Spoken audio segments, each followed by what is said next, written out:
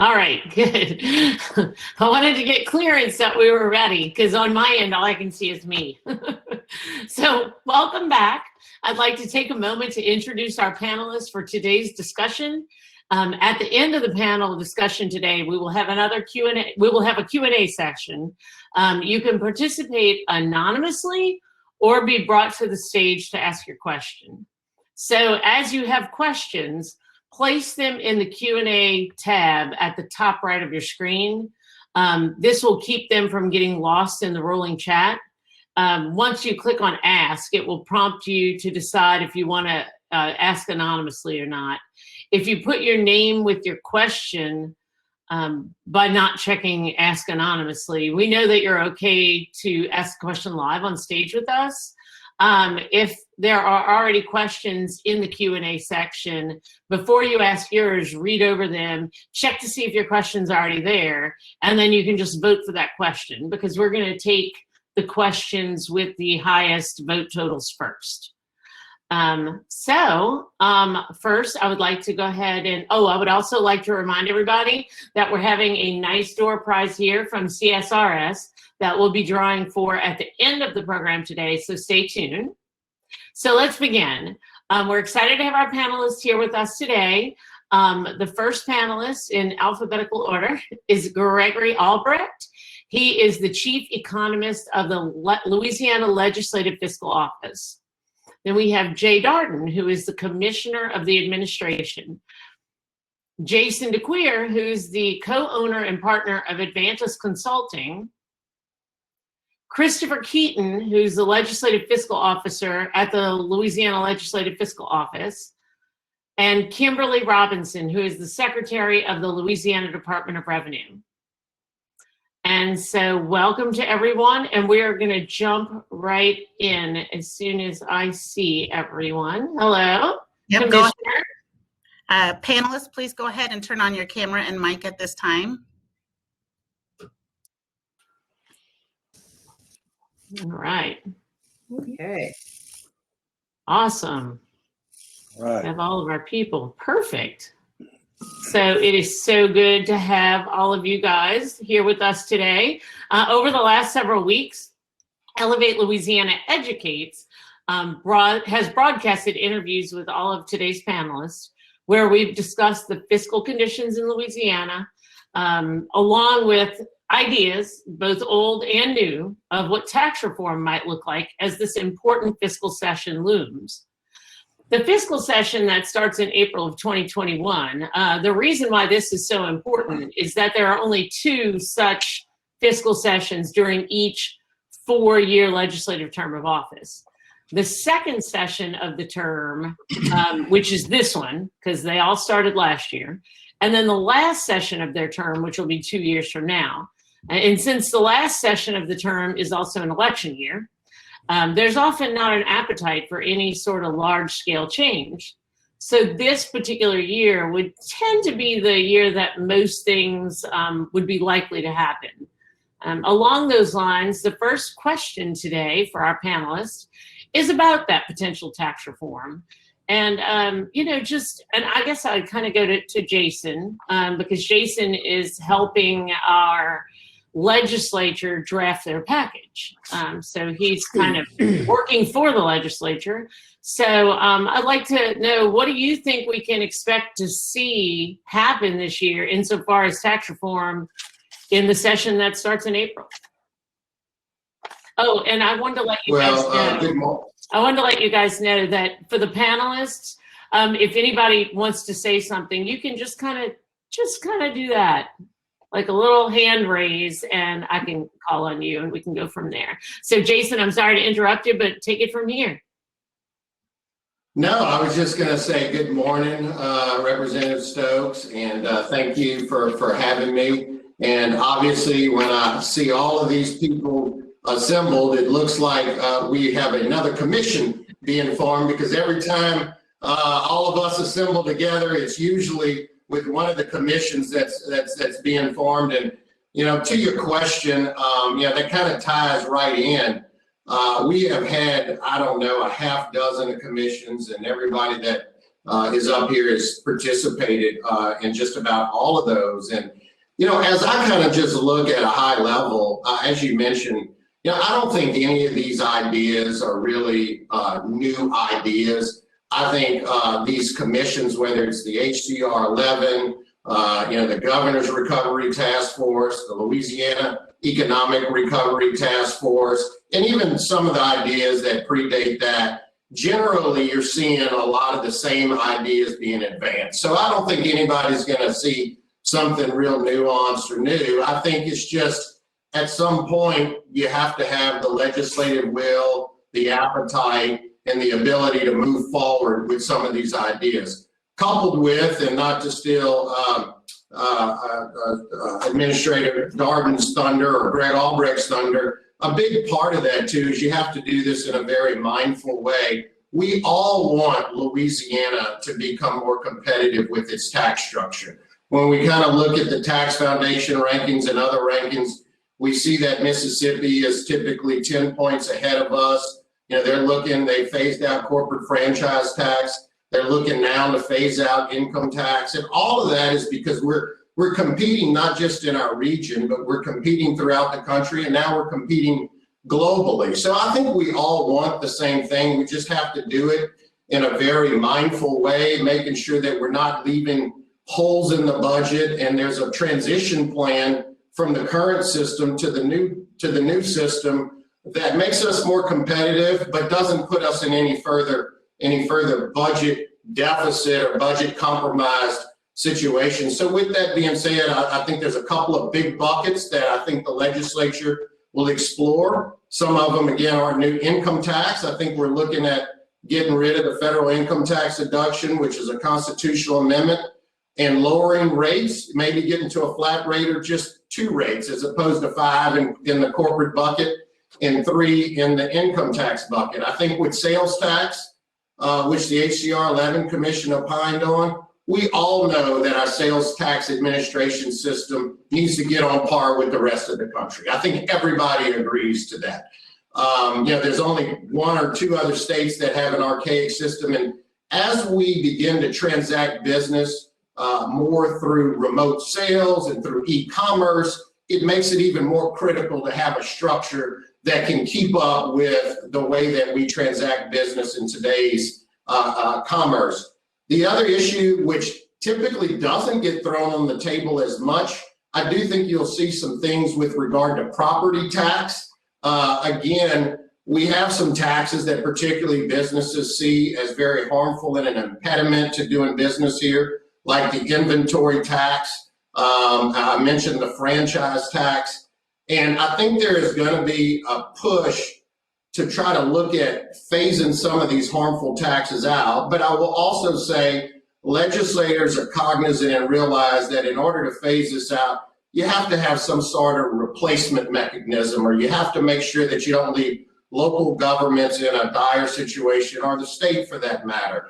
But I will tell you, and one of the things that may get discussed when we get into the fiscal portion of it, one of the things that they are looking at is trying to do some sort of dynamic scoring, if you will. I know that's been attempted in other states. Mississippi is absolutely looking at dynamic scoring such that it's not done in just a static way, but it's done such that as these changes are made, what could be the holistic impact on the economy for Louisiana? How would taxpayers behave with such a change? Would you see more in-migration instead of out-migration, causing more revenue generation? So I think those are the things that are going to be the big picture items that will be explored. And I think you'll see some other little nuanced administrative tweaks. But those are the larger items that I foresee being discussed and on the table in the package. I caveat that with almost every one of those items, as you know, require a constitutional amendment, which requires a 2/3 vote. And that is a very high bar. Even if you had just one of these items, it's a very high bar. But to have 5 or 6 items that would require the passage of a constitutional amendment, ultimately where the people decide whether they want to vote those sectors of the reform package in, means that that this will have to continue outside of the legislative process. Well, and you know, I would actually try to go to Kim, the Secretary of Department of Revenue, but I think she must have had a technical problem for a moment. So I'd like to grab hold of one of the things that Mr. DeQueer just said and bounce that up to Chris Keaton and Greg Albrecht, who are with the Legislative Fiscal Office. You talked a little bit about dynamic scoring, and what that is the scoring. It's the mechanism by which Greg Albrecht and Chris Keaton's Legislative Fiscal Office produce fiscal notes, which demonstrate the cost of particular legislation or the impact to revenue caused by legislation. So dynamic scoring is a different twist on that. Can I get one of you guys to talk about the pros and cons and what we do now? I'm going to let Greg address that, Yeah. since he has most of the revenue fiscal notes. I'll throw in. Currently, we do what's called static scoring, although I will point out that on things that are well-tested, well-known behavioral responses, direct behavioral responses, we will include a dynamic component of that. For example, you raised the gasoline tax for driving. We actually, in the fiscal notes, have incorporated known responses to that you can find in the research literature. Cigarette taxes, these are things that are commonly known to have a direct behavioral response. And that's most states are going to do that anyway. So there is some dynamic already in there. For many other things, we don't do dynamic scoring because there's not a body of literature or some research on those particular kinds of changes that are being made. It's highly uncertain. Also, I will point out that that's talking about explicit dynamic. We are actually implicitly accounting for dynamic scoring, because many of the folks that promote the idea, I don't necessarily think they really understand what they're asking for.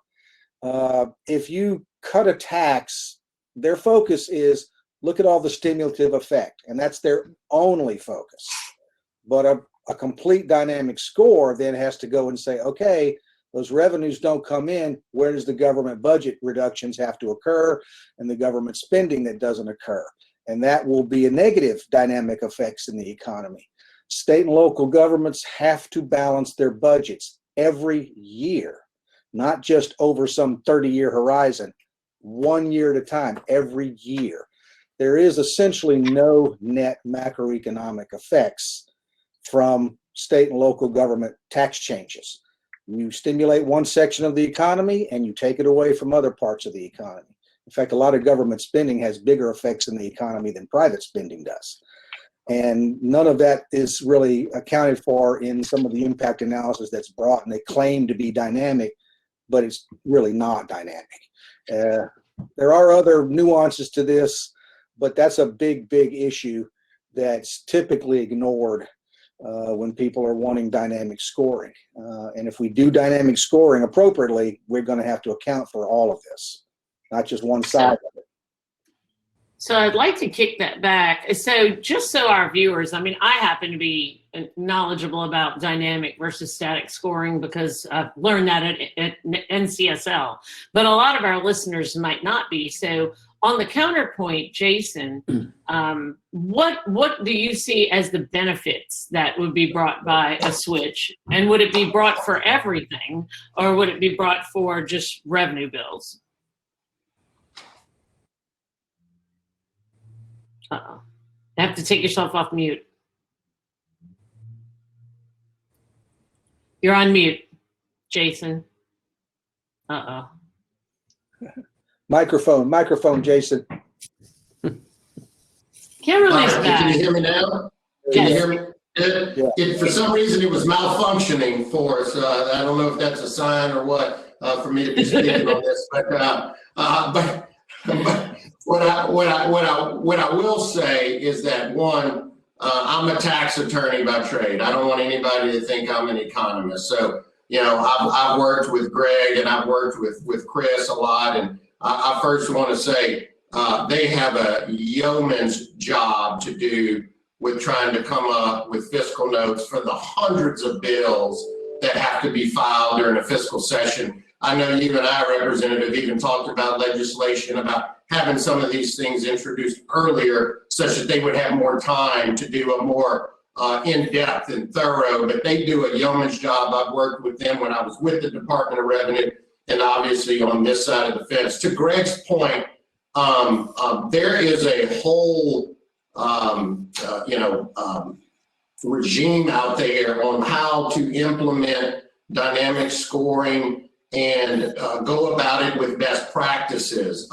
What I will say is the legislature is in conversations with economists that have developed some of these methodologies, that have done some work in Louisiana, and they're looking at bringing, economists in that really have the expertise and skill set and some battle tested models. But yes, you want to be absolutely careful with dynamic scoring, just like with the static scoring. It's critical that you get this stuff as accurate as possible, not just, because obviously the policy decisions that are being driven behind this, but also when it gets down to legislators trying to figure out how they want to take a certain position on a certain measure, they are often looking at the fiscal notes of bills in order to make those decisions. And so I agree with Greg, you can't tread lightly into this subject matter,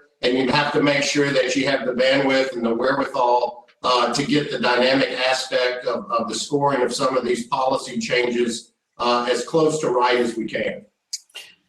Yeah, so I think, this is an issue that it may be slightly below the radar when session's going on, but it has a big impact on how the legislature makes its decisions.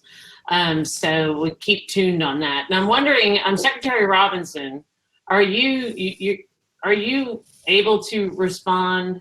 Because it looks like you might be frozen.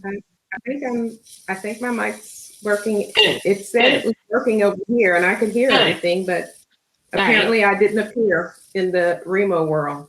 Yeah. So what we've been kind of talking about are just some of the ideas for tax reform this session. And, the fact that none of them are particularly new. I mean, we're talking about, income tax, getting rid of the federal deduction, lowering rates, which is something we tried a few times. Talking about sales tax, particularly the administration of it, and how the more of the online sales have really even brought it to greater attention and a greater need. We also mentioned about inventory tax and franchise tax, but with an acknowledgement that any changes that are made, we still have to replace income. And finally, they talked about dynamic scoring a little bit. And since I'd love to hear, where you're coming from and what maybe your legislative agenda is, and, any points that you'd like to talk about.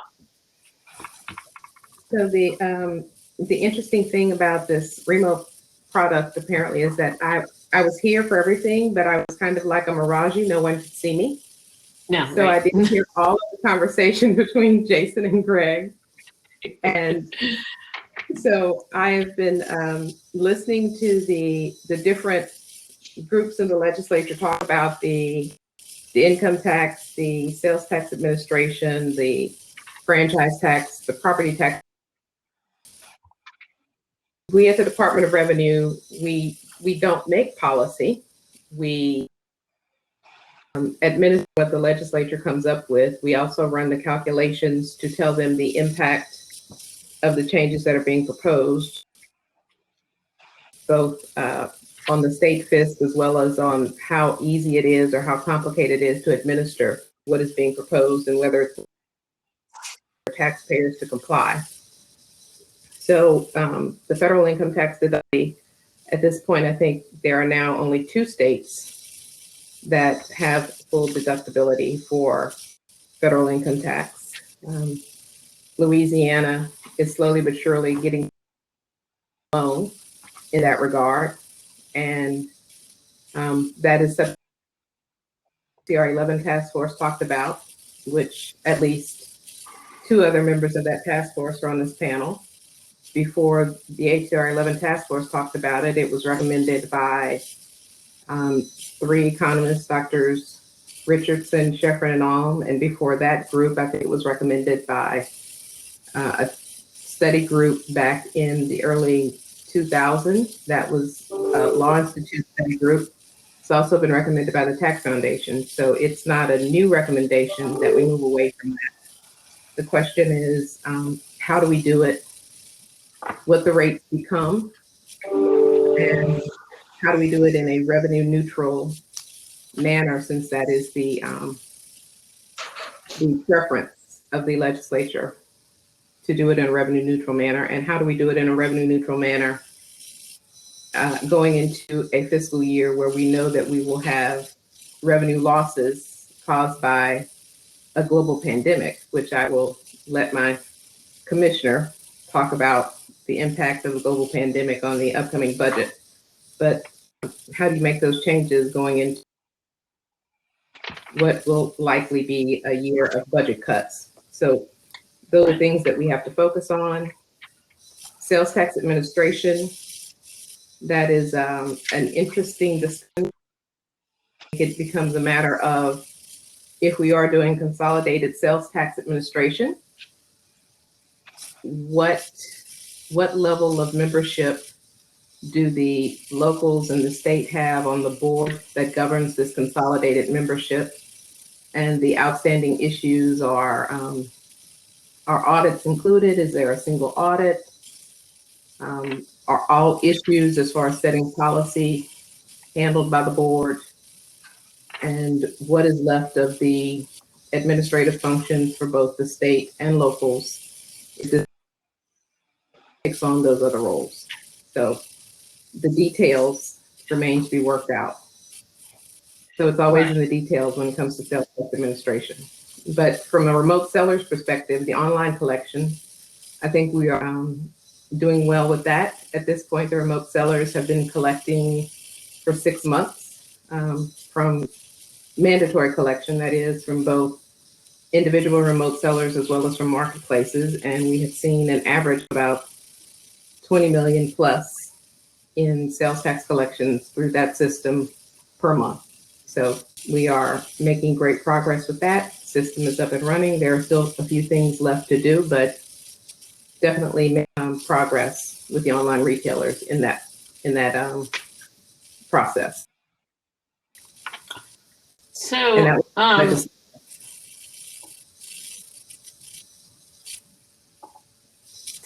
I wanted to kind of go back to to talk to both of the people, the secretary and Mr. DeQueer, about sales tax centralization. So for those that might be listening that don't know all about this, usually every state, apparently 48 of them, they have one sales tax collector. So that means typically that the state collects sales tax and then remits the local portions of that sales tax back to those local governments. In Louisiana, the state collects sales tax and every parish just about collects sales tax on its own. So you have 60-ish collectors. And so they all have their own audit teams for the most part, and they all have some of their own interpretations of definitions. And sometimes you can get into a situation where two parishes legitimately believe that they are owed sales tax on a business's transactions. At this point, with being one of only 2 states that has a split system, it's becoming more and more important that we consolidate this. Now, as you can imagine, most parish governments aren't in a hurry to give up their control. And they have historically had a lot of stroke in the legislature when it comes to not vanquishing that control.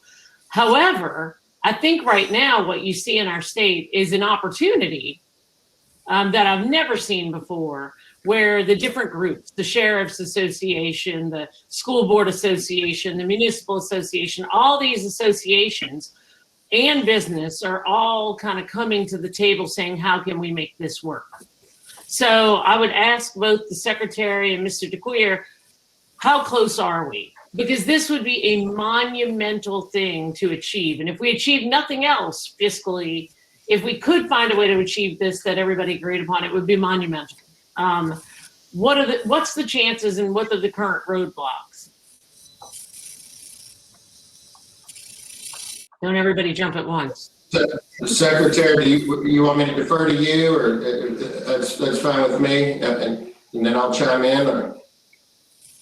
Well, I think that right now the state and the locals are discussing the structure that's been proposed is a single board that would oversee collection. The proposals that was submitted to collectors that had a makeup of, I think, 7 members, and it was 4 members for the locals and 3 for the state, so that the locals hold this process. Their theory was that the locals had more sales tax collections than the state. Now, the state, of course, is not going to agree to a board controlled by local collecting the state sales tax when with the REC that met last week, and the sales tax for the fiscal year that ended this July, the sales tax was 42% of the general fund sales tax collections. There's no way that we're going to give up control to someone else on that much of the general fund. The proposal from the department is that we do the same thing we've done with the remote sellers, which is state and local have equal membership, and you reach consensus on issues to move forward. Discussion. The speaker set up the task force that came up with this proposal. So the speaker has asked us to work together. And right now the state and local administrators are working on that issue of board makeup, and the local collectors or local organizations have gone back to their membership with the state's proposal for equal membership at 4-4. And that's the Sheriff's Association, the School Boards Association, the Municipal Association, and the Police Jury Association. The organizations that represent the local collectors.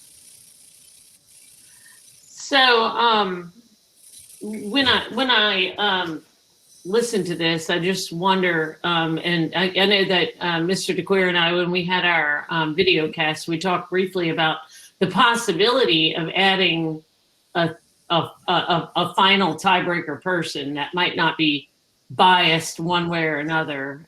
Is there any thought to doing something like that? Or Jason, I would ask, what do you know on this topic insofar as what's going on behind the scenes too?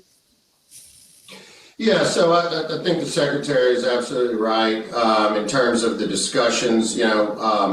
I've really stayed out of the discussions between her department and local governments and the makeup of the board. I think they are the collectors. They make up the collectors of this state, and that is something that they have to work through and figure out what's going to be best for the state. We all know that there's $3 billion plus at stake here with e-commerce and everything else. That number's only going to grow. So we have to be careful and mindful how we do this, such that we don't drop the ball. But let me just back up a little bit. When you talk about sales tax administration, you really, in this change we want to make, you really have to look at it in 2 different phases, okay?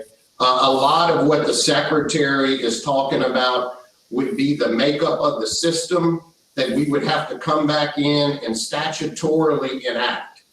But we can't even get to those discussions unless we pass a constitutional amendment that says the state and local governments now don't have this prohibition in the Constitution to come together and have a centralized collector.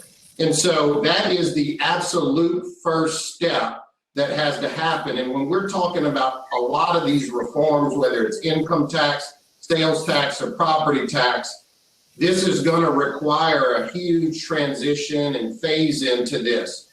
Where the speaker is, and in that HR 31, and what we were able to accomplish that, quite frankly, I never thought that I would see, all of the local governments and the revenue department, we at least agreed on one thing, Representative Stokes, that we need a constitutional amendment, it needs to pass, and we need to be able to create a system to move towards centralized sales tax. So I think the first phase of this is getting on board with the constitutional amendment. The constitutional amendment, the uniform recommendation was that it had to have three things. It had to have this centralized board that the secretary is talking about. It had to make sure that it was not an unfunded mandate, that it has the proper funding. And then the third part is that it had to give the legislature the ability to create the system, okay? And so that piece has to move out, be voted on by the people in order for us to even create the system. We could come up with the best system in the world, but if the constitutional amendment doesn't pass, we are stuck where we are today, and there's nothing we can do about it. So, you know, from a high level, that's how I look at it. And although I think we made great strides on the system in terms of the statutory component in HR 31, there are a few pieces that are still hanging out there. I think the secretary accurately described the discussion and the makeup of the board. And then I think that second piece, if I had to rank them, would be the audit function and how that audit function would be handled. I think local governments are very hesitant to give up some of the control of that piece. But we all know the audit function is the front lines of any sales tax administration system. Department of Revenue does a good job auditing as well. And so I think we have to figure out how to phase in or incorporate that piece into whatever system that we created. It may not happen. I encourage people not to look at these things as just a light switch where you turn the whole thing on or the whole thing off at one time. A lot of these things I think can be phased in over time once the legislature has the ability to act on its own without any constitutional prohibitions. Yeah, so, and what I hear and what you're saying is that we know the power that the state brings to the table. We know the power that the local governments bring to the table. So unless we can come to something where everybody can find an agreement and everybody can be going to the voters with the same message, I think it's going to be dangerous. You know, to get that constitutional amendment passed, you're going to have a unified voice. So I would like to also talk, if we had more time, I just want to jump on real quick. And I'll mention this because I see that there's a few people when we finish and we go to the Q&A part, want to talk about the constitutional amendment, because in reality, the other piece that we've discussed, which is the getting rid of the federal income tax deduction, which in essence ties your state revenues to actions of the federal government.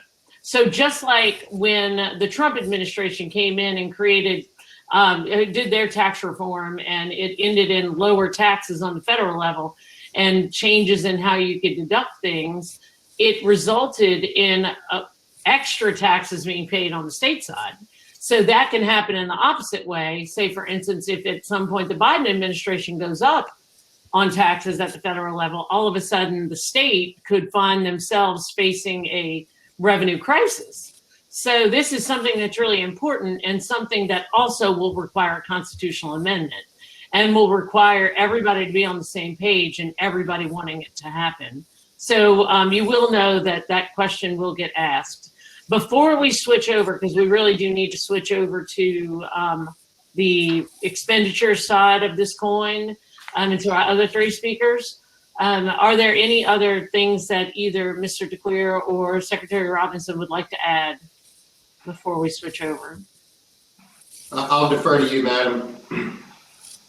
No, I think Mr. DeClear is right. That is the other outstanding issue is how we handle audits. And with that, whether tax reform happens or not is really going to be dependent upon reaching agreement on some of these issues, but more importantly, it's a matter of the fiscal impact and what the other gentlemen have to say.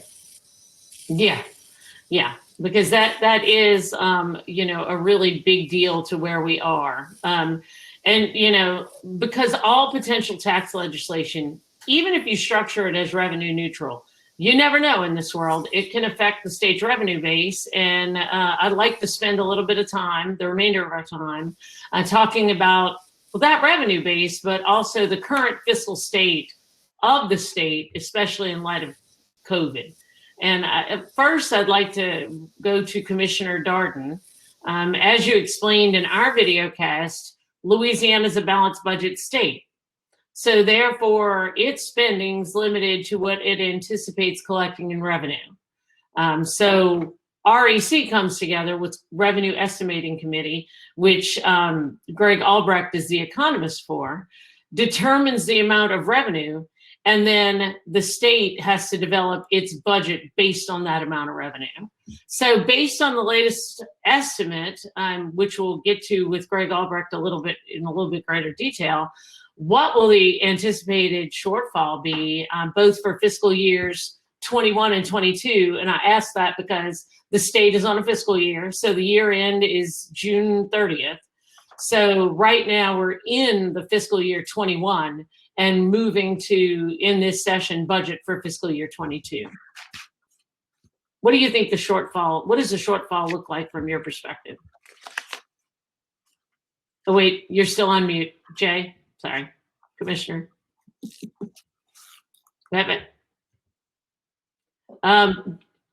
Commissioner, you have to, I know, I do it all the time too, because you have to keep turning it on and off. So you have to click on mic on and cam on. Well, cam's on, just click on mic on.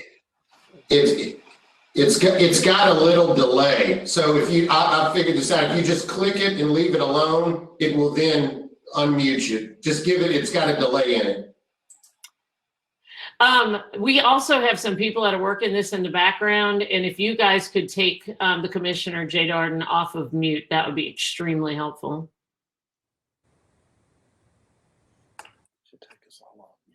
Because we still can't hear you.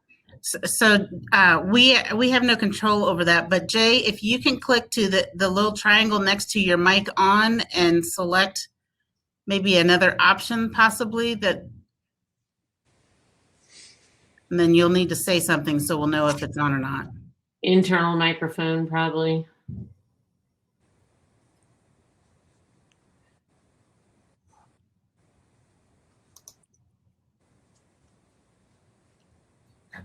Did he freeze? It looks like it. Okay, so while we're, this is why we improvise. So while we're waiting for the commissioner to be able to activate his microphone, we can go ahead and move over to Greg Albrecht. And we'll let him talk for a moment while the commissioner gets back together. But you just had a Revenue Estimating Commission or conference meeting. Correct. And projected what the revenue is going to look like. We talked about it last week in our video cast. When do you project the fiscal conditions created by COVID will end? Because I think that's very important for all of us. That's a big question. My guess, my judgment would be possibly sometimes in late fiscal year 22, which would be the July 2021 to June 2022. So probably late the next fiscal year. We actually cut the forecast back for next fiscal year out of just some caution. I think we came down real hard. We came down clearly too hard in the current year. We added money back. I think we're bouncing too hard up on next year, so we actually took some of that money away. I hope it's as soon as possible, but I think there's far too much uncertainty for anyone to say, yeah, definitely by this date, everything's going to be fine fiscally. I don't think that's going to work out that smoothly. Towards the end of fiscal year 22 and then into fiscal year 23, all of this depends on vaccination rates and of course all the variants that are getting mixed up in that narrative now. The rest of the world has to be getting vaccinated as well. We trade with them, we buy and sell with them. The consensus seems to be sometime late this calendar year and going on into next calendar year, we should be getting close to being able to move back towards normal, but that's going to put us into the end of fiscal year 22 and into fiscal year 23.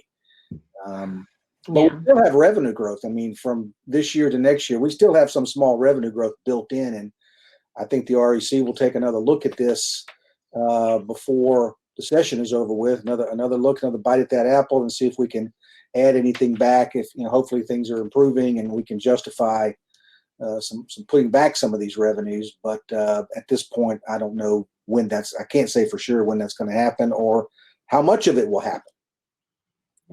Yeah. So, that was, it's just, it's got to be rough being the prophet of doom. So, it just is what it is right now, but it's certainly, we find ourselves in a precarious spot. So when we talk about tax reform, it does muddy the waters on what we can afford because there's no cushion to speak of. So we have the commissioner. I think so. Yeah. Sorry about that. We mastered the triangle. Okay, sorry about that.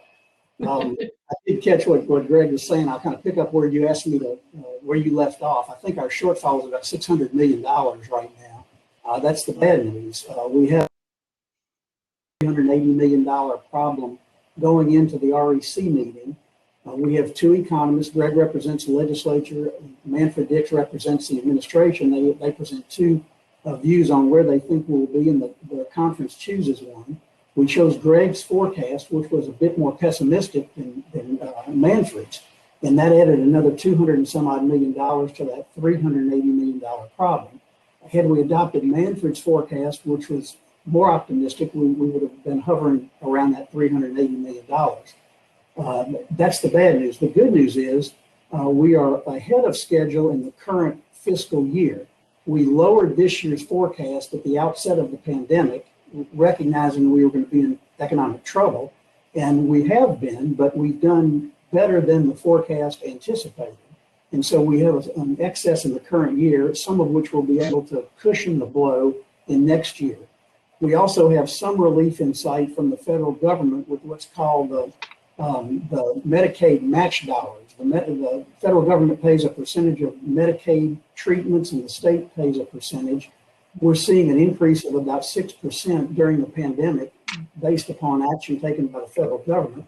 That's going to get us a significant amount of additional money that will help us cushion the blow in the problems we're facing for the fiscal year 22 that starts July 1. We'll meet again, as Greg said, probably in May, maybe a little earlier, and get another month or two's worth of information from Greg and Manfred. And hopefully that will give us some good information that will change the forecast and help us a little bit. But we do have a budget balance requirement, and so we have to cut if we don't have the revenue. The Revenue Estimating Conference tells us how much money we have to spend. The legislature then decides how to spend it. And the governor makes a recommendation to the legislature, but it's up to the legislature to determine where that spending will take place. So the ball will be in their court once they come into session later this spring. Commissioner, you have, and I'll let Chris Keaton actually jump in on this too, if he would like, but I know that, throughout the commissioner's career, he started as a state senator, and, as a state senator, you were a bit of a fiscal hawk, always looking for ways that we could cut. And, there's a lot of talk always about efficiency in government. And, where do you see us right now? Are we at one of the most efficient levels we can be because things have happened throughout the years? Or what can be done at this point that you can identify? Well, there's always more you can do to be efficient, whether you're in a business or whether you're in government, and they operate differently. As much as we like to have government operate like a business, that's not always very easy to do. We've made some tremendous efficiencies over the years, not just since we've been here. I've been in this seat, but in the past, we've made a number of changes to try and be more transparent and to be more fiscally responsible. We're still doing that in this administration, despite what our critics say. And the fact that we have had to manage through these disastrous budgets that we inherited or evidence that we knew what we had to do when we didn't have the revenue source that had been there. It's easy to talk about making cuts in government. It's difficult to do it. And we've seen that with this legislature, as conservative as it is, as conservative as it was when you were a member.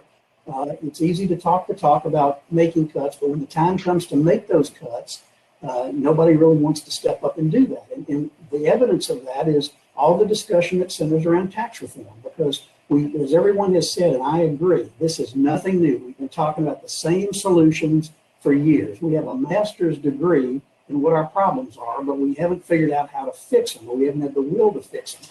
And to make the kind of changes in the tax structure that we're talking about, in order to keep it revenue neutral, which is a very difficult task, you've got to decide you can either make some cuts or figure out a way that you can balance the changes that you're making with the changes that have to be made in other parts of the tax structure. And that's just not very easy to do. I think it can be done, though, and it starts with the kind of programs we're talking about. In this legislature, I know Senator Allen is chairman of the tax committee in the Senate this term, and I've had discussions with him. He is very aggressively looking at ways to try and implement some of these recommended changes. But in order for that to happen, you're going to have a Republican-controlled legislature be willing to vote on income tax, which they weren't willing to do in the past. And you're going to have some solutions that deal with what is otherwise paid with property tax, because that's an underpinning of all this. Louisiana has no state property tax. It's basically local. And we have the homestead exemption that's very sacred in the legislature. And as long as local government is dependent upon property tax and the property tax is limited by the homestead exemption, it's difficult to raise any money offsetting that aspect of taxation that doesn't exist from the state standpoint. And that's one of the reasons why everybody who says, let's get rid of the income tax, well, you can't get rid of the income tax. It's a significant percentage of Louisiana's budget unless you find some alternative sources of revenue that are going to enable you to make it a budget neutral scenario. That's going to be very, very difficult to do. That's a long answer to a simple question. So, one of the issues there that you kind of touched on, a couple of things, the federal deduction. We've touched on that inside of this program. And if you don't get rid of federal deductibility on your Louisiana state return, how much risk do we put ourselves in that in the coming months there might be a tax increase, which then causes the state to have another fiscal hole? Yeah, ironically, when the tax cuts of the Trump administration went into place, it signaled more revenue for the state that helped us avert some problems that we otherwise would have had. If that reverses under the Biden administration, you're correct, and we're going to suffer a reduction in income tax. Greg's forecast is going to be recommending lower numbers of income tax, properly so, and we'll have to recognize that fact. The other point to remember is we've, at least for the current fiscal year and part of last fiscal year, we were able to avoid what would have been disastrous cuts because of one-time money coming from the federal government in the CARES Act. And we were able to spend those dollars based upon the guidelines that were put in place by the feds, and it helped us maintain consistency in our budget without making huge cuts. We don't have any more money right now coming from the feds. It may happen in the early days of this administration, but if it doesn't, we're going to be facing some reductions, and we're going to have to recognize that we don't have that ongoing source of revenue. But that's going to be a big part of the discussion about income tax during this session, is if taxes go up at the federal level. I hope they don't. But if they do, they're going to go down at the state level. Right. So, in my opinion, and a lot of people out there know my opinion on this, is that we can't afford not to have this discussion, and that at the point that we can talk the voters into getting rid of the federal income tax deduction, the conversation then to me becomes one of, would you rather take the rates down in the form of a flat tax or something more progressive? Or something that's exactly kind of where we are in terms of progressive and regressive. But, it's something that people will have to come together about, because we did attempt to put this out to the voters a few years ago for corporations, and it got soundly defeated.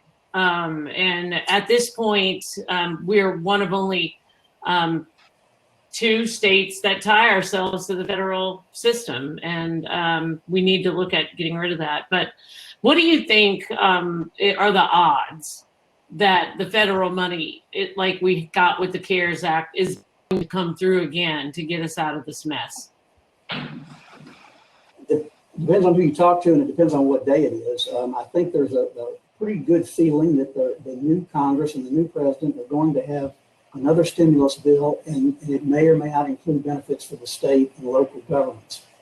Even if it doesn't, there's been a significant amount of money that has been allocated by Congress already to higher education, to K-12 education, to healthcare. Not sure how much, if any, of that is going to help us from a budgetary standpoint, but these are all big unanswered questions, and some of the answers will be coming about the same time that the legislature is making these decisions. So we're just going to have to wait and see what happens. We really don't know right now. Right. And last time when we did get that CARES Act money and it was over $1 billion, we allocated, I want to say like 800 or 900 million to the state government to fill the holes at the state level. And then we allocated a portion, was that like $500 million to local governments. What does the situation for local governments look like at this point? And do we expect any federal assistance to come in? Because part of what we're talking about here is consolidating sales tax, which could have an impact on local governments too. So how bad is this for local governments, and do we have any hope of getting out of the mess? I'd let Chris say something if he wants to. I don't want to keep him out of the conversation. Kind of add in right here. The local governments are going to be probably treated just like state government is treated. If there's something coming to the state, my sense is there'll probably be something coming to locals, either specifically or at the discretion of the state. Yeah, Chris, one of the other issues that I know has, been a pretty big deal. Last time we then took the balance of that federal CARES Act money and we allocated it to the Main Street program. And that program spent that, I think it was $275 million. It was another 25 million or so that went to first line workers in the form of a $250 check to each one of them. Another issue that I know is out there is the unemployment trust fund, that we have really depleted this unemployment trust fund. And Chris, I don't know if you're the right person to answer this, but what's happening there, and what do we need to do? Well, and the commissioner can tell you too, we've borrowed, I forgot how much it was that we have on the books right now that we owe the federal government, but the federal government is going to start requiring us to pay for some of that. And so that's been contemplated in the budget as well going forward, that we'll have to start providing some money back to the federal government. When y'all talk about the budget and the problem we have, what you're speaking about, and the listeners may not know this, but what you're speaking about is a general fund problem. And while we have about a $36 billion, not counting double counting, about half of that is federal money. So you're looking at a $9 billion or so state general fund problem.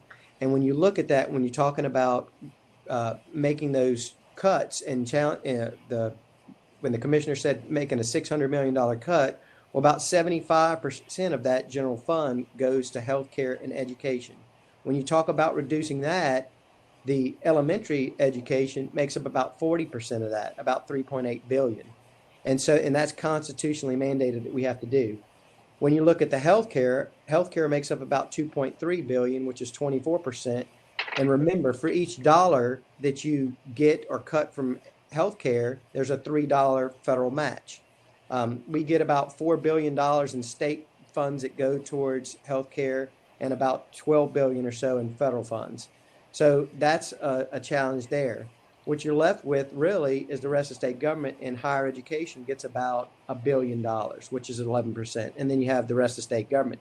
So it's really a challenge to try to take care of a $600 million problem when you're looking at 75% of the budget that is consumed by education and healthcare. So that's, and the governor and his staff and the commissioner have been meeting with the state agencies for the last month to try to solve this problem. And they're going to have to present an executive budget that is balanced towards the revenues that the commission adopted. So I don't know if they're going to be able to consider any CARES money unless we get it soon in that budget. So you're going to see some pretty significant reductions throughout the budget. And you can't balance a $600 million problem on the rest of state government, because you're looking at state agencies. You've got 6 or 7 state agencies that don't use state general fund, and the rest, you're not going to balance the budget on culture, recreation, and tourism or the attorney general's office. There's not enough money there to do it. You could wipe out all these departments and still not balance the budget.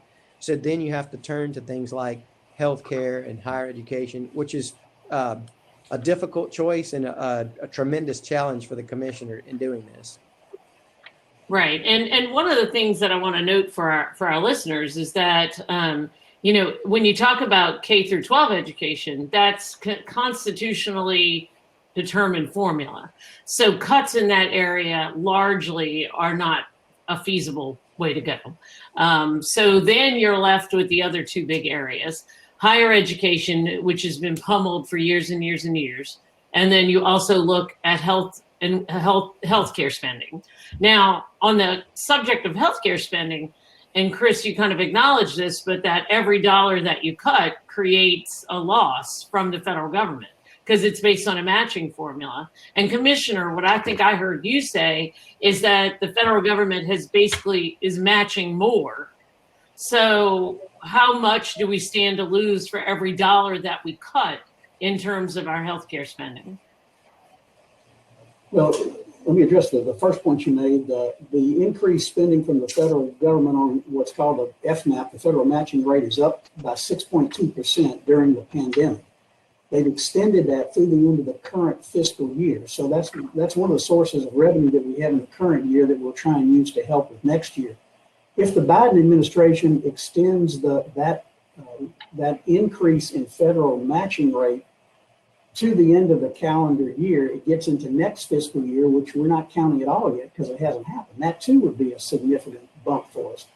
The $600 million problem sounds unattainable, like we were having. We had these $1 billion and $2 billion problems at the beginning of the Edwards administration that we had to deal with. But the reality is, and this is kind of a nuance of the budget, but we can use different sources of revenue to offset some of the money that otherwise would have to come from the state general fund. And that's what we're looking at very closely now, literally this week, next week, in preparation of the budget for February 26th, to try and see how we can soften the blow of that $600 million problem. Because as we're all saying, the state literally cannot tolerate a $600 million cut in the services that we provide. And the legislature, though many will claim they want to make cuts, will not do it. They cannot do it. They have not had the political will to do it, and it doesn't make sense practically because of the cessation of services that would be required and the damage it would be caused to our education system. So at the end of the day, the point I'm making is I don't think we're going to have to face a $600 million problem. We'll have some cuts, but it won't be of that magnitude. And a lot of it is still dependent upon what the feds do with the FMAP rate and with some new funding source for state governments that would allow us the flexibility to utilize it in our budget balancing process. Yeah. So, you know, one of the things that this brings to my mind when you talk about a $600 million cut, and a lot of people might think we've got, you know, I don't know. I think once you take all the federal money, it's like $40 billion budget. Correct me if I'm wrong. Shake your head now. But yes. Okay, good. You know, but when you look at what you're allowed, what you can actually cut, that number's more in the neighborhood of $3 billion. So now you're trying to find 600 million of cuts within $3 billion. I'm always switching around my millions and my billions. But in that context, which if you look at 2016, when we started the Edwards administration, we literally had a $2.1 billion problem with the same $3 billion that we could cut from. And that's why, you know, you ended up with revenue increases that had to be enacted. I'm going to put this up to Chris Keaton, but of that $3 billion, what is that? And That's is that right? You went from 9 billion, you went from 36, 40 billion to down to 9, down to 3, and you're talking about the discretionary funding, the funding that the legislature and the governor have the ability to reduce. And that falls largely of $1 billion of that 3 billion is higher education. And when you start asking people their priorities, what are your priorities? They always tell you education. Don't cut education. Well, when you start eliminating things like education and, I don't want you to cut discretionary things like pharmacy and healthcare or hospice or kidney dialysis, those are all discretionary items. Well, those aren't popular to cut. So you start whittling that 3 billion down even smaller. Any cuts, as you mentioned, any cuts on higher education in the past have been largely offset by, and this is just to stay at their levels, or been largely offset by tuition increases. So you're right. And you mentioned earlier about efficiencies in state government. We have had to be in Louisiana very efficient in state government. If you look at our Department of Corrections, we do a lot of comparative data. If you look at our healthcare, we are very efficient in the services we provide. Unfortunately, we are a very poor state, and we have a large number of people. We had, at one time, we had the highest incarceration rate in the country, in the world. We have a lot of people.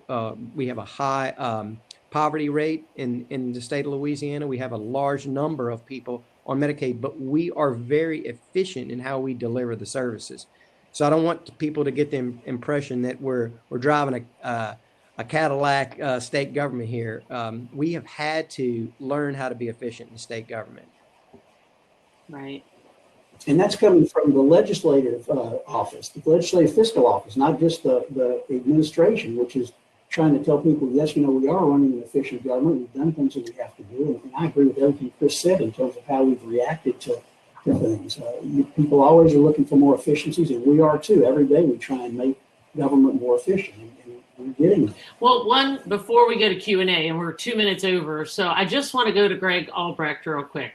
Greg provided recently a study on the size of state government. He looked at the size of Louisiana's government and compared it to the size proportionately in other states of government. Greg, can you give us a 1-minute answer that talks about how efficient or inefficient are we in terms of the size of our state government compared to our peer states or all states? An economist is going to look at the size of government in relation to the size of the economy. All government numbers are going to go up as the economy goes up, and so that's a kind of a meaningless view. So we look at it relative to the size of the economy. And I looked at state effort, which would be the general fund, all fees and statutory dedication, everything that was not federal, and said how much state effort relative to the size of the economy does the state spend relative to other states. And I did it for all the states. And we come in right in the middle of the pack. About 7% of the economy is state spending. That's actually the national average across states. And I did this for 20 historical years. We're very much in the middle of or in the average pack, maybe a little bit below the average on state efforts relative to size of the economy. Where we exceed the average or have a higher share of the economy is with federal support. We get a lot of federal support, precisely for the reasons that Chris said. We're a very poor state, and we get a lot of federal support because of it. So we have a higher ranking and a higher share. We're bigger relative to the economy because of federal support, proportionally more than a lot of other states, because we are actually poorer than a lot of other states. But in terms of state effort, we are not excessively sized relative to the economy and relative to other states. And we're going to move on to Q&A now, but I do invite anyone who's listening to go back and watch the interview that I did with Chris Keaton and Greg Albrecht, because it does talk a lot about the revenue history of our state, and so does the interview with Kimberly Robinson. So we're going to go ahead and go on to Q&A right now. So just remember to put your name. Everybody's doing the questions correctly. If you want to come up to stage and ask your question, then you can just go ahead and put your name on it. If not, ask anonymously. But if everybody could take a look at the questions while we go to the first question and vote on the questions that you would like to hear answered, then we can do a little bit more efficient job of getting people up there. So the first person that has the top vote getter question is Ann Knapp. And so I'd like to bring her up to go ahead and ask her question. Thank you very much.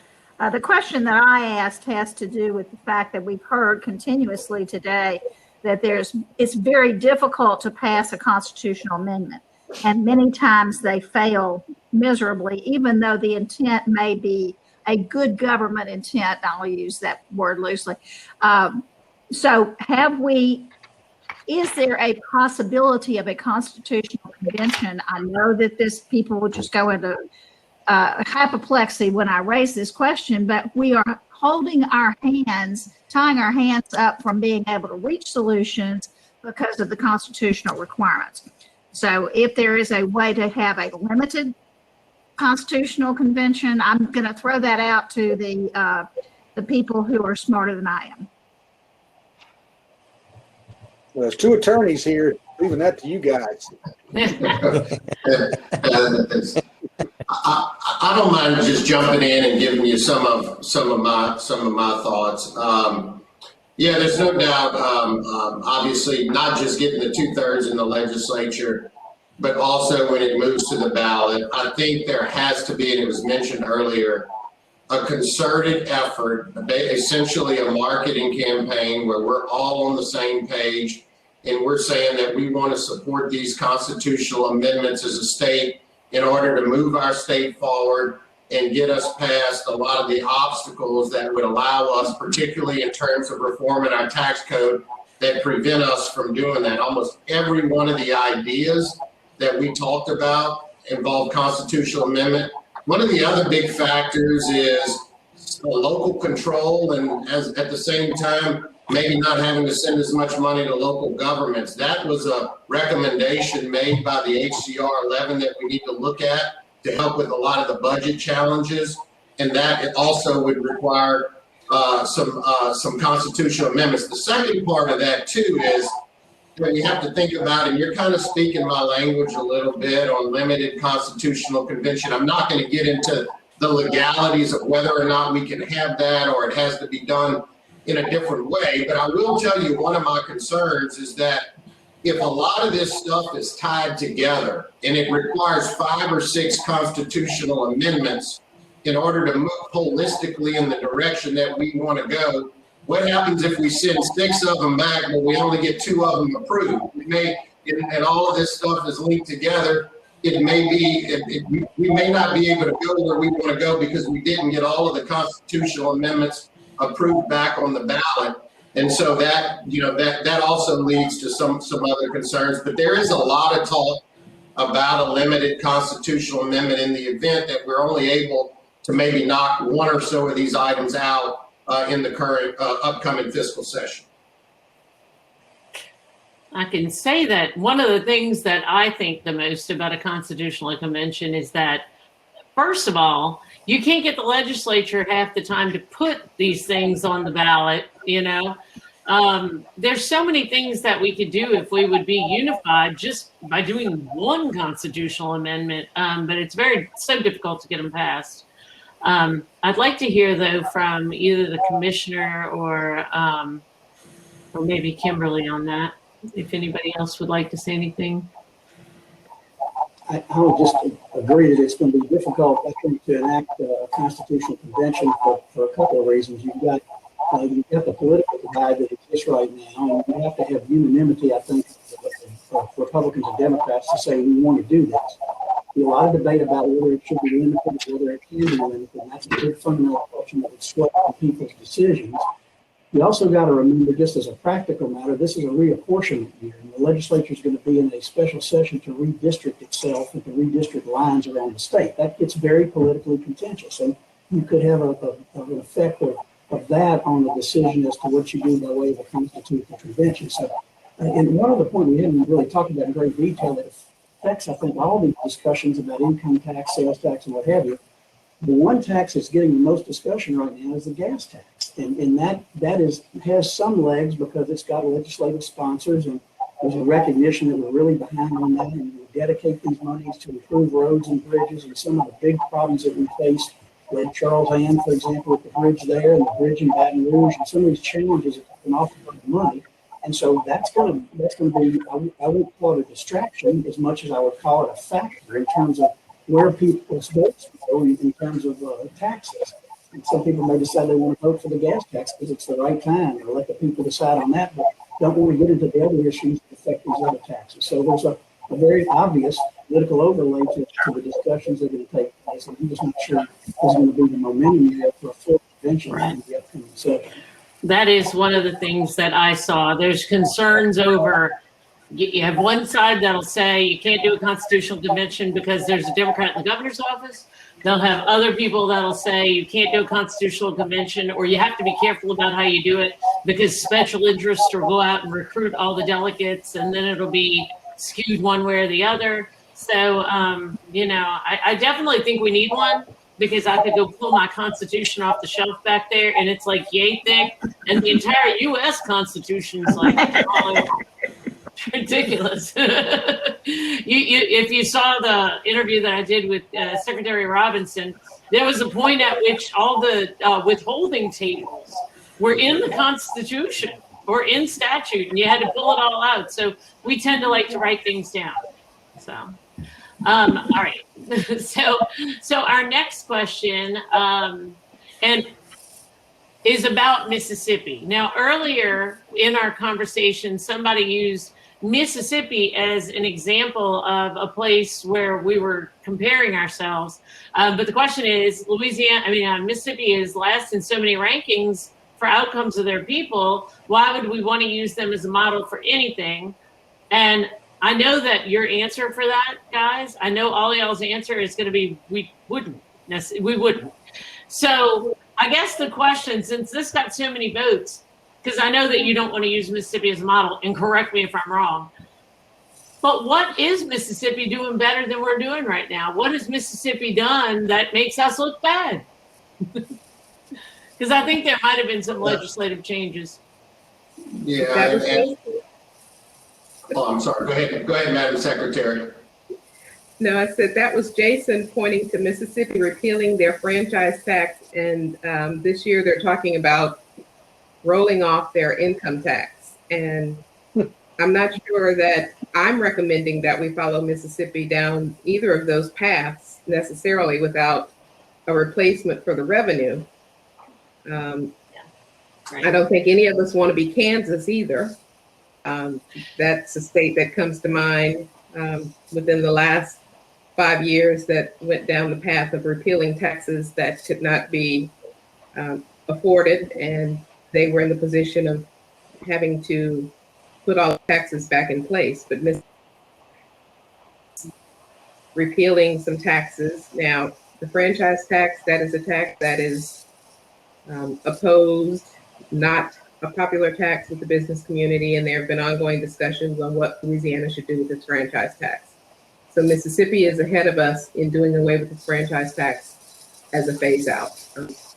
What they are proposing with their income tax as far as a phase out in that regard, and how they're going to replace the revenue as it is phased out over the next 10 years is if we have Mississippi on one side without an income tax and Texas on the other side without an income tax, I don't know. But right now, we've got a long way to go to figure out how we replace the revenue to fund the healthcare and the education system in the state. As Chris Keaton talked about, those are significant portions of our general fund, and the healthcare dollars do bring in the 3-to-1 federal match. We already have 4 Louisiana, so not having the tax revenues to improve the health of our citizens is going to be important. So I think Jason was just alluding to the fact that something the business community has been advocating for is phasing out that franchise tax, and Mississippi's doing it. If they can do it, we should figure out how. Well, and that was something that I had bills for at least my first 3 fiscal sessions, to get rid of the franchise tax. But one of the problems is that you don't have a way to replace that revenue. And for those that are out there listening that might not realize this, it's kind of in essence almost like a property tax, because the higher investment you have, or the stronger your balance sheet assets are, that's the higher your franchise tax will be. But I saw that Mr. DeCoyer wanted to make a comment.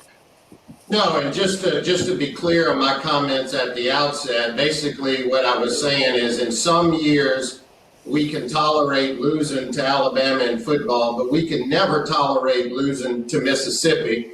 And so when you look at just kind of where we stack up, first of all, we compete with our border neighbors, as the Secretary mentioned, Mississippi and Texas, and we compete regionally. But then we also compete nationally and globally. And I'm not saying in any manner point to Mississippi as the billboard, but what I am saying is that we need to be cognizant of what our neighbors are doing in order to make their tax structures and systems more competitive so that we ensure we don't get any further behind than what our neighbors in Mississippi being one of them. In terms of just the complexity of our tax structure, Texas is way ahead. Obviously, Florida is way ahead. But I think what I see is Mississippi trying to do some things to make sure that they're more attractive of a state than us. And we just need to make sure that we're trying to get our house in order as well. Julie, Yeah. you know if I weigh in here on this franchise No, tax? please. It used to be like a property tax when we had borrowed capital in the base, and we phased that out some years ago. It's an equity base now. It's more like a wealth tax today, as opposed to a property tax. And franchise tax, also to be a little more specific, is almost all of it is paid by the very largest firms, international and nationally large firms. There's very little of the tax paid by smaller, what we think of as typical mid-sized Louisiana mom and pop or small firms. It's extremely concentrated tax to the very largest of corporations. So because I know a few years ago that we passed legislation that if you were one of those large companies, but you set up your Louisiana operations as an LLC. Right.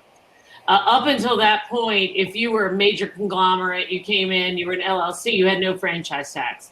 We instituted, we had a piece of legislation that opened them up for franchise tax so that they didn't have that kind of like loophole. Where do we stand on that now? Was anything changed on that? No, we extended the franchise tax to LLCs and a lot of pass-through entities. At first, it was not a big deal. Major corporations weren't going to organize that way, but over the years, it's become they've learned how to do it. And you've got, Entergy is an LLC, and you didn't see that early on, but eventually you had, and we had to extend it out to now pretty much almost any and all entities have a franchise tax or subject to the franchise tax. All right. So the next question I have, because we could go on that one for quite some time, is Paula Polito. If Paula Polito could come up.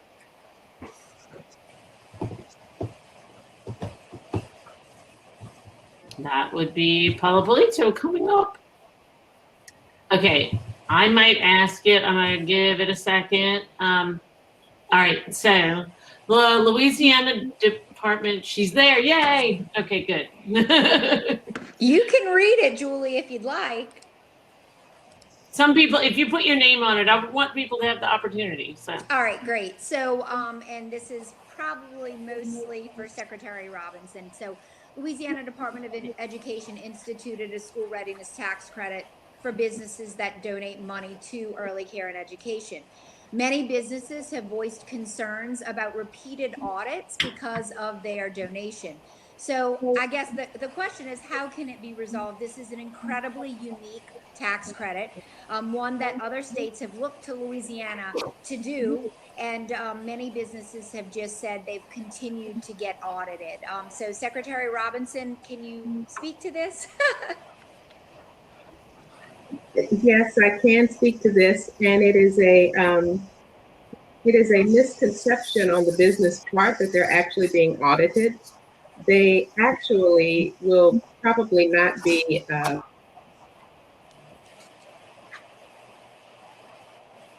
Oh no, I think her video might have frozen. Way to go dodging that question. No, I'm just kidding. I'm totally kidding. She's coming back. Oh. All right. This is the worst thing about Zoom. The best thing is no commute. The worst thing is that you lose people. Okay, so I'm going to go to the next one, and then when the secretary comes back, she'll be able to answer that question. So the next question is what about the discretionary spending versus the non-discretionary? There's a lot of people that argue that the problem with the Louisiana budget is there's not enough that is in fact discretionary and that we should free up more that way. I know that at least one of you guys on this call or two of y'all could answer that question. So I'll open it up to you know who you are. Can you hear me again? Yeah, and we're gonna come right. Yeah, We'll come right back to you. I started another one, but hang tight. Okay. Okay.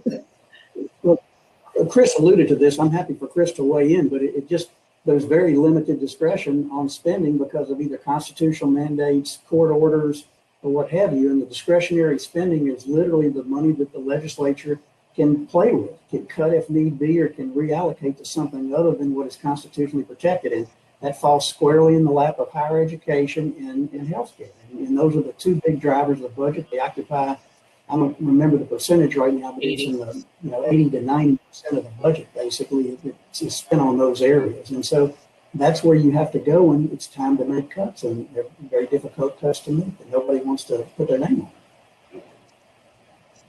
Oh, Chris, you have to take yourself off mute.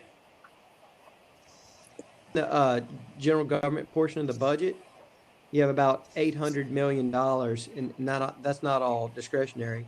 But when the commissioner talks about cutting 600 million, or not cutting, but having a $600 million projected shortfall, you're talking about eliminating the general government section of state government, and that's just not feasible to do. So, and a lot of it too is, people talk about freeing up the discretionary part by removing some of the dedications. Well, a lot of those dedications are constitutional. The people voted on those dedications for that money to go there.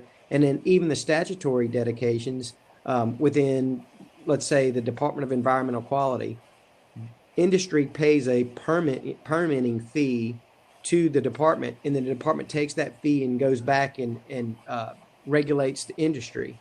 You can't, even if you undedicate that, you can't take a permitting fee that industry is paid and go pay for education or higher education. You just can't do that. Same thing with anybody on here who has a hunting and fishing license. You pay for that hunting and fishing license, and you expect the state to take care of those natural resources that you're going to go hunt and fish with. You don't want the state taking your hunting and fishing license to go build a road. So I know people talk about undedicating the money. There is some general fund that's dedicated. One that I can think right off the top of my head, a general fund that's dedicated is to public defenders. Well, we have a significant problem in how we fund public defenders and the lack of funding there. But that's one of the general fund sources of general fund that's dedicated. And so that's something that people are talking about, maybe going and undedicating to free up more discretionary dollars in the budget. So it's a challenge. Yeah. So the moral of the story is, and I can tell you that I've pulled it apart trying to figure out what we could undedicate. And there's just not a lot. A lot of the restricted funds are debt payments and things that you really can't mess with. So I want to return to the secretary who had the question about the school readiness tax credit. Can you hear me now? Yes. Okay, great. So the school readiness tax credit and the thing that businesses think they're being audited, what happens is that school readiness tax credit, when it's claimed on the return, there's some documentation that has to be provided when you claim the credit. And so there's a standard letter. No. Oh no, we lost her again. I bet you Jason remembers from when he was in. So, and I don't know if she's back on. She looks frozen. If she comes in, I'll let her interrupt me. But I think I know where the secretary was heading. I don't want to put word. These are not audits like we think of traditional audits when you come in and you get audited for your sales tax. A lot of these programs have built-in functions, whether it's the SRTC or the Student Tuition Opportunity Organization Donate Program, where there has to be a built-in audit trail and audit mechanism in order to get the sign-offs between education, revenue, and making sure that the appropriate amounts are paid back. So it's not in the sense of an audit going in and auditing books and records, but making sure that the proper trails and protocols are followed before the amounts are paid out. And that may be where she was headed. So is the secretary, can you hear and can you talk right now? Because it sounds like it's a question of what's attached to the return. Maybe some other things need to be attached to the return.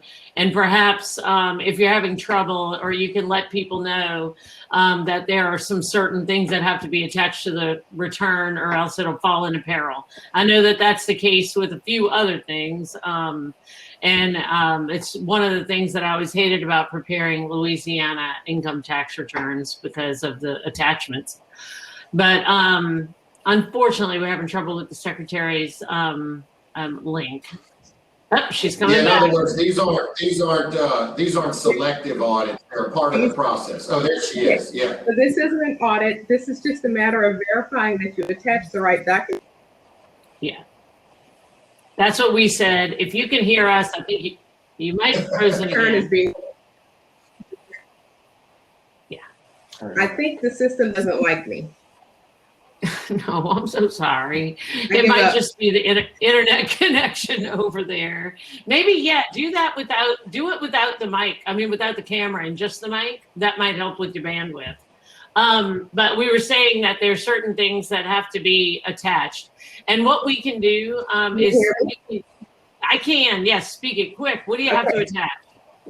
I'm saying it's just a matter of the system letter. That letter says your return has been selected for review, so people think they're being audited. They're not being audited. So we're changing the letter so people know that the only thing that's happening is that we're verifying that they attached all the documentation to their return, so they don't think they're being audited when they claim this credit. It's a matter of the department's form letters. When you claim a credit, it looks like it's an audit. Everybody thinks they're being audited. I have legislators who stop me and say, "You're auditing me." And I don't think so, but it's a form letter. So we're improving those form letters. Yeah, so maybe if you would like to send the attachments that are required, we could even help get that information out there and post it as just a helpful thing for people. We can post it online, and maybe it's just an education issue, hopefully. Okay, so we have a time for maybe one more question, and we have two. So let's go fast through them. One of them, let's try to do two. Can there be an incentive for efficiency created providing rewards to state employees for identifying efficiencies in their budget? And what problems might that create? Can we consider? Okay, let's answer that one first because there's multiple parts. Could we do an incentive? There are some incentives that are allowed statutorily, at least there were in the past. I'm not aware of them right now, but the answer is no, not traditionally. You just can't give bonuses or whatever. That's not allowed. And maybe Chris or Greg has a little bit better knowledge than I do on what may be out there. But I remember there were some specific things you got to jump through a lot of hoops to reward somebody who may have done something above and beyond their normal scope. Yeah, it's the civil service is basically creates impediments to being able to do that. Chris? We had a commission years ago that actually did that, I believe, but it hadn't been used lately.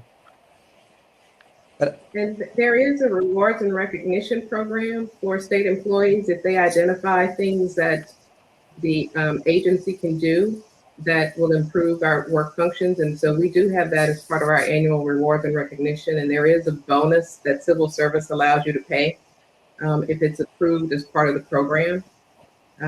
Cool. For unique ideas and things of that nature, Mr. Commissioner. But it's a limited. I don't remember ever seeing any. I mean, I know it was authorized, but I don't think it happens very often. So we do that for projects or unique things that our divisions do if they come up with a new way to handle a process within the Department of Revenue. So that is something we do, and we usually do it during the time of year during State Employee Appreciation Week when we do the rewards and recognition program. All right, and the last question, and I do want to try to jump to it just super quick. Who's managing the Medicaid program at the state level, and what responsibility do they have to identify fraud, and how effective is that effort? It's managed by the Department of Health, the Secretary of the Department of Health and the Medicaid Director. They have a fraud program within the department. They also have legislative auditors embedded within the department. There are a lot of folks looking for fraud. It's a big topic of discussion, obviously. at the legislature all the time, but there are a lot of efforts underway to try and identify fraud. And that same thing is happening in some of these federal programs now where we've gotten through CARES and what have you to make sure those are all going to be audited to make sure there was not fraud involved in those programs. Unfortunately, I think we obviously will discover some. Hopefully it'll be limited when that process is underway. Good. Well, it is 1 o'clock and we made it. So I want to thank you for all of the panelists that are participating in today's program. And as a thank you to all of you, please use the Uber Eats voucher from today to order your lunch if you haven't already. I'm sure you're hungry if you didn't eat before this. We really appreciate your participation today and all the work that you do for the state of Louisiana that I know sometimes can be a thankless job. But you're very much appreciated, and the energy that all of you put in is some of the energy that keeps our state running. So thank you very much. Thank you, Julie. Thank you, Julie. Thank you, Julie. Thank you to you and your group as well. Thank you. So for everyone Thank you, Julie. else, thank you so much. For everyone else, the Uber Eats link should work now. They will need, or you will need to update their app on your phone to get the new update from Uber Eats. And it has also been extended to 5 p.m. so that you can use it all day long. And also, don't jump off. Please stay tuned for the door prize from CSRS that will be awarded to one lucky attendee that's still in the conference at its completion. I'd like to make sure that everybody can hear me, but I am pretty sure. So I'm going to keep going and say to break yourself out into groups again. Try to find folks that you haven't previously met. Make sure you designate one person to speak on your behalf, on behalf of your group in the final moments before we close at 1:30 sharp. So while you're in your small group, we ask that you please introduce yourselves by sharing your name, your role in the company or organization that you represent, and what you think is the most important point that you heard here today, and what should be done about it. If you can, jump to new tables. If you can't, then you'll be with your same people and you can expound a bit more on the important point that you think we should do something about. Once you get into the discussion groups, again, you'll see the green bar at the top of the screen. This is just to give you a visual on the amount of time you have left for discussion. Then when the discussion bar ends, you'll be zapped right back to presentation mode and we'll give some concluding remarks, hand out our door prize, and be on our way.